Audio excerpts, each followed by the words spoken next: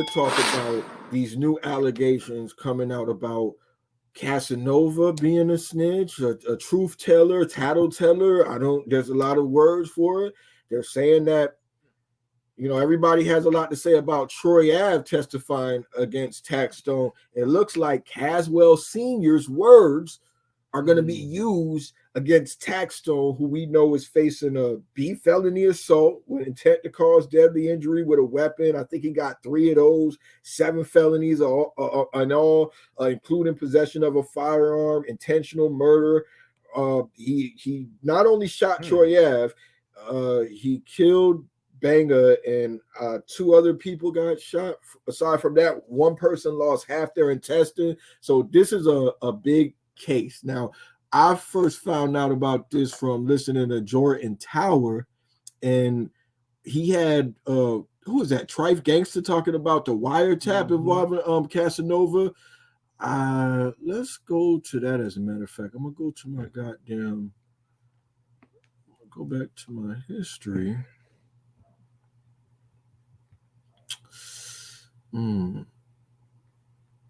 Yeah, we're gonna get to I think it's about the 6-minute and 20-second mark where they go into that. Okay, yeah. How you feel about that? Is that the first time you heard about some snitch allegations with Casanova, by the way? Well, from what I was hearing, I heard that it really came from a wiretap, and I don't know if he knew about the wiretap, and he was just saying like, man, Tax just shot, oh boy, whatever. He was just saying it, and that's what made them people, figure it out, because somebody was already in the camp was being wiretapped. I don't know if it was him, but that's what I know about the situation. I'm hearing what you're saying, but this is the question. Is talking recklessly the same as snitching? Now, we were just on another segment saying that Whack 100 was talking recklessly on Clubhouse, right? When he accused Jay Diggs of setting up Matt Dre's murder or something that Jay Diggs vehemently denies. And I asked you, do we put the jacket on Whack? And you said yes, that we have to put it on because he's talking about stuff that's not supposed to be talked about on Clubhouse. Now we got a guy talking about a murder that just happened on the phone, and you saying you don't really count that as snitching. That's a little bit different. Nah, because you're kind of it's not publicly communicated. So it's not, because he didn't know he was getting. He didn't know he was getting. I got people who don't even like to talk about trees on the phone. Don't we all know that we shouldn't be talking about murders on the phone? Isn't that kind of like a rule that street niggas got? If he wasn't wiretapped, we would never know about it. No, man. A nigga from the street know you ain't supposed to be talking like that on the phone, dog. Period, dog. I guess I'm with you. Maybe that's not the same thing as snitching, but it's bad. It's reckless at the very least. Definitely reckless. Yeah. Okay, so let's hear what they was talking about on goddamn Jordan Towers. They're gonna go into the wiretap at about 6 minutes and 20 seconds. Taking Ab testimony out of the whole conversation, his own man's cooked him. Cas cooked him. That's a federal wiretap. The feds knew what happened the same night tapping Malcolm's phone. The same night. They said the judge, when they tried to stop that audio of Casanova calling Malcolm, the same person who Tax met with the night it happened, the same person he stayed with in California for 2 weeks. When they played that audio from the night of and Cass leaving the venue, talk about, yo, Tax just shot. You can't dispute that. The jury heard that. In this trial, that audio was played. That wiretap is what got them to get Malcolm, his man, to start talking about the situation with him and Tax telling him what happened. You know what I'm saying? Like, come on, how you arguing his man's both implicated? This is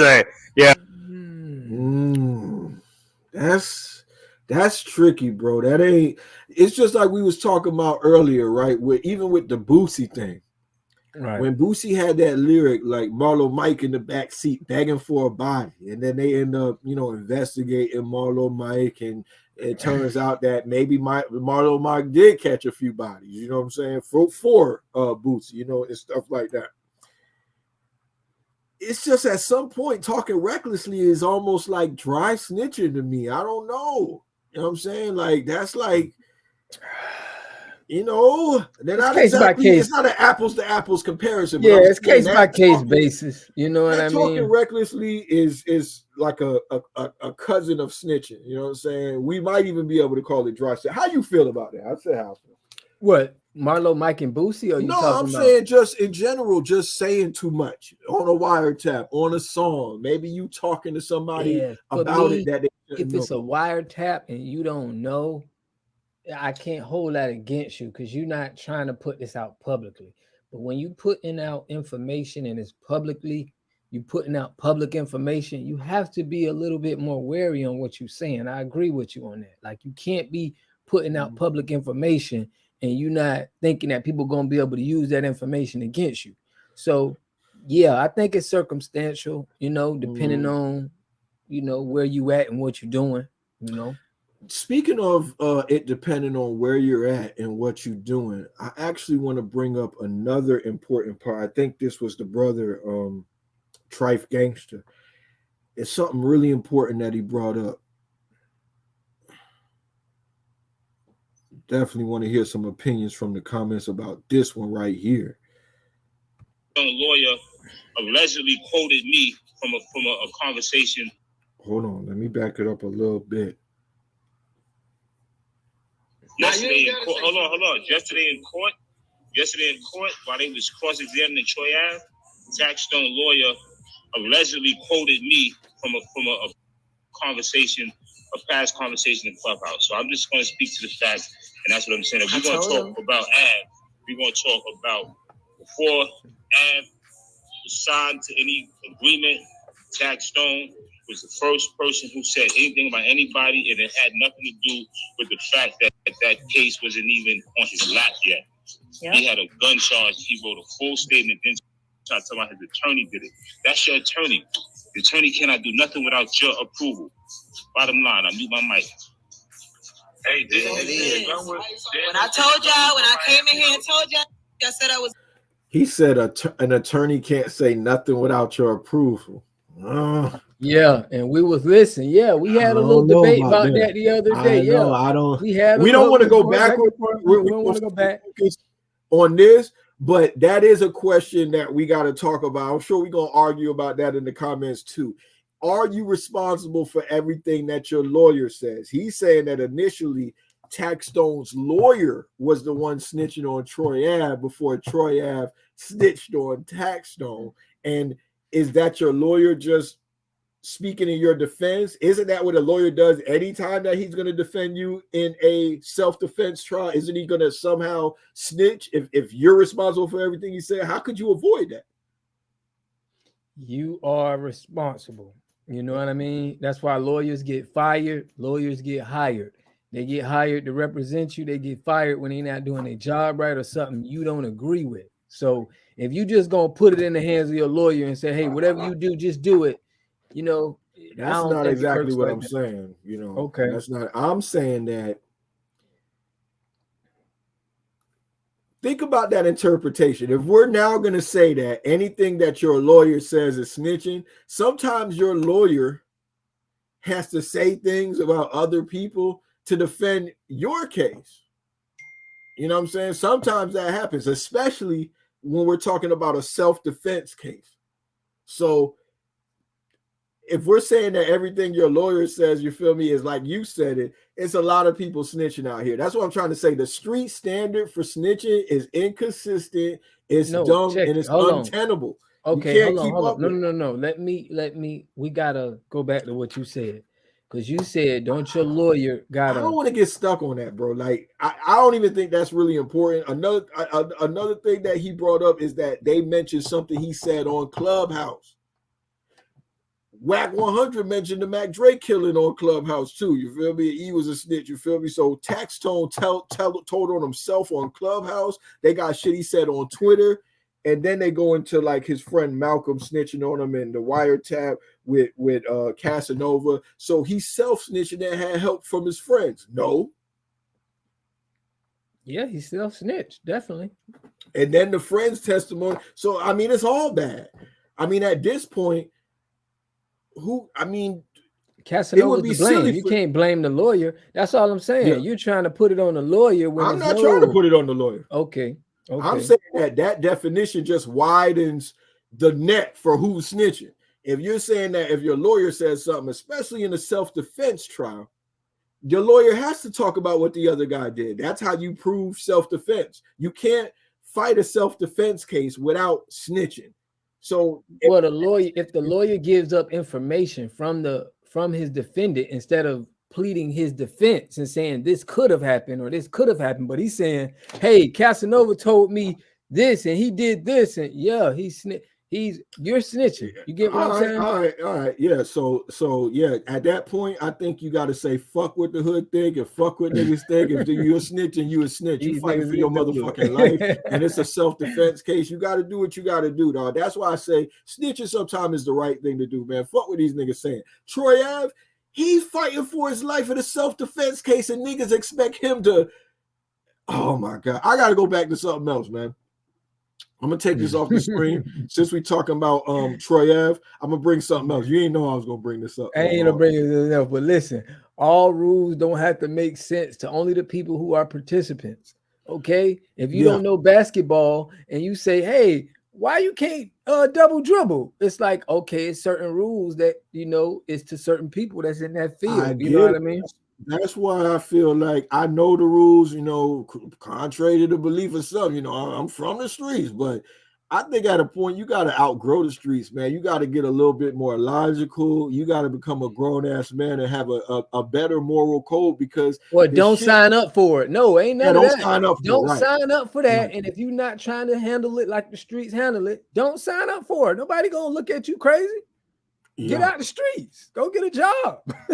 Simple. Yeah.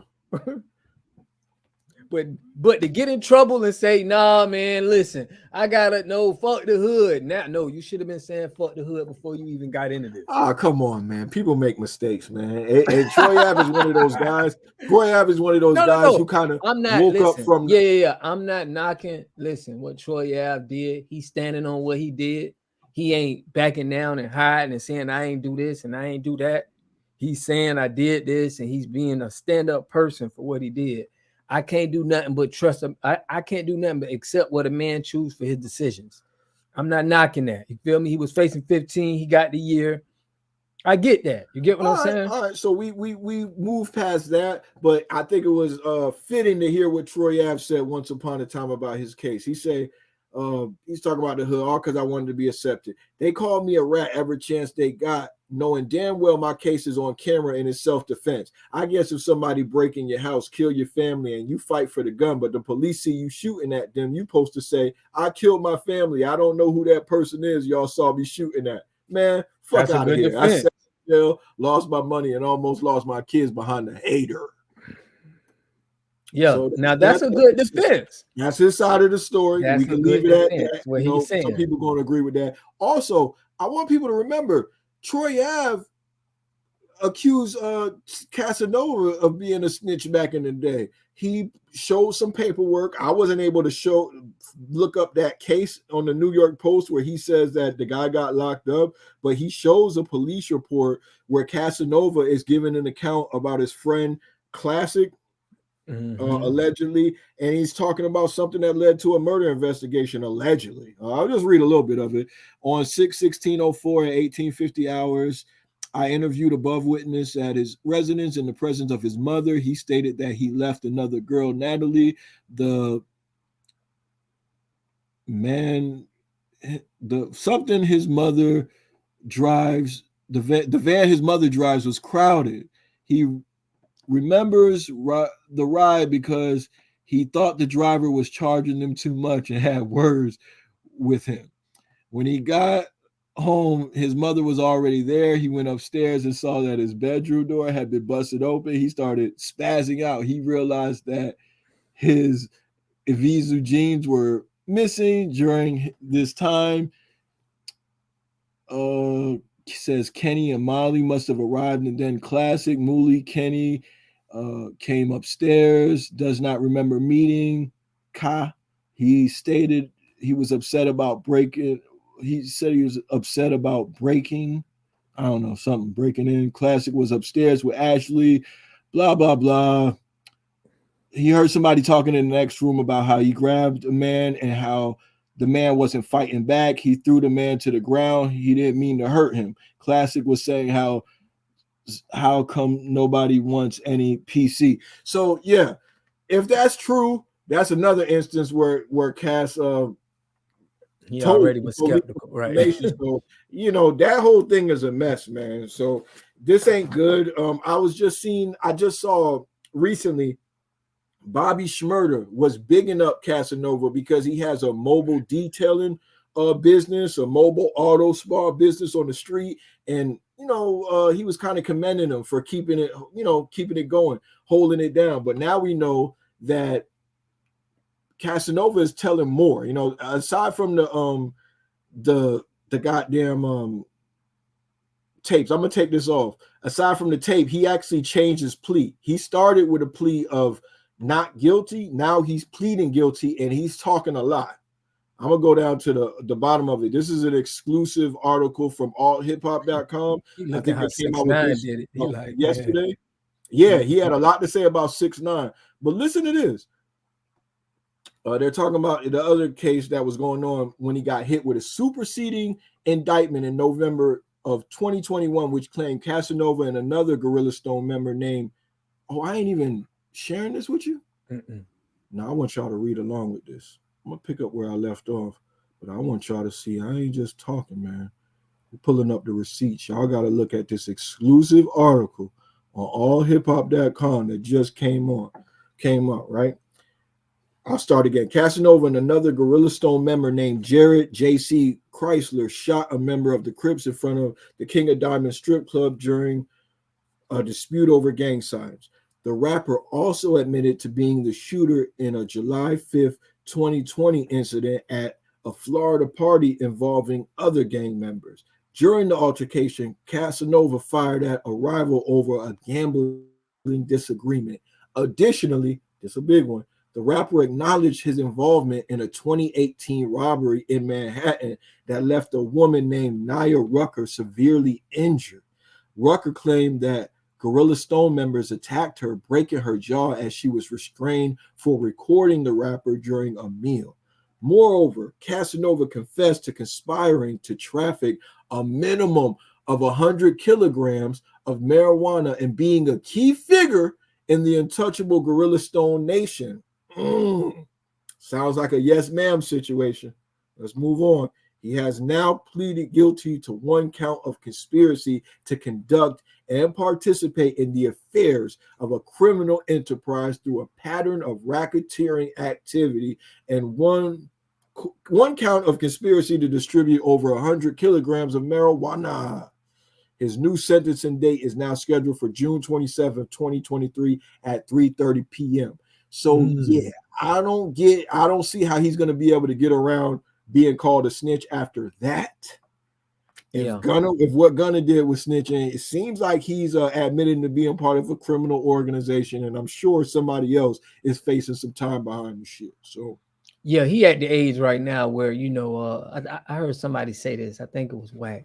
He was like, once you get in them ages of like 35, 45, and they talking 20 to 10 to 15, it's like, coming home at 60 is almost like life. So it's like at these times, these guys are more likely to tell rather than a 24, 25-year-old guy, you know what I mean, who's still into that street and, probably going to want to hold up the code, so. Moral of the story, man, you try to get out of the streets as fast as you can, man. This shit ain't working out, especially if you want to be talking recklessly on Clubhouse, especially if you want to call yourself having a rap career or some shit, man. This shit is ugly, man. This shit is ugly, man. Everybody out here telling a little something. I ain't gonna say everybody, but not everybody. You're right. I'm making a hasty generalization. Not everybody. It's some people holding it down, but standing 10 toes. Yeah. So I guess y'all let us know how y'all feel about Casanova. I don't even think that's really up for debate. It ain't, man. It ain't. It's black and white right now. Yeah, we ain't really gonna entertain too much. Casanova name looking bad though. You know what I'm saying? He had a lot to say about 6ix9ine, and we're seeing the hypocrisy in the hip hop game. We seeing people who homophobic wind up having gay kids. We hearing people who got a lot to say about snitches. They name wind up in paperwork. It's crazy out there. Allegedly. But yeah, man, we want to know what y'all think, man. Let us know what y'all think about this situation, man. We're gonna get in the comments with y'all, you know, and give y'all our opinion, and we'll leave it at that. We answer right back. We get back to right back. We like your boy OG Giggity, huh? Yeah, OG we pull it up. We pull it up. We pull it up. We pull it up to the comments. You know what I'm saying? We appreciate all the comments, even when you got some unkind words. As long as you don't get too crazy, they gotta, you know, no. Man, hate is love and love is hate to us, man. It ain't yeah, no biggie, but you know, just try to keep it you know, kind of friendly. We don't need it to get too poisonous in the comments, but we love y'all chiming in. So that's all I got, Bob. If you want to peace out, man. We're gonna catch y'all in the next video, man. Yeah. Share to keep the people aware. Peace. Yeah.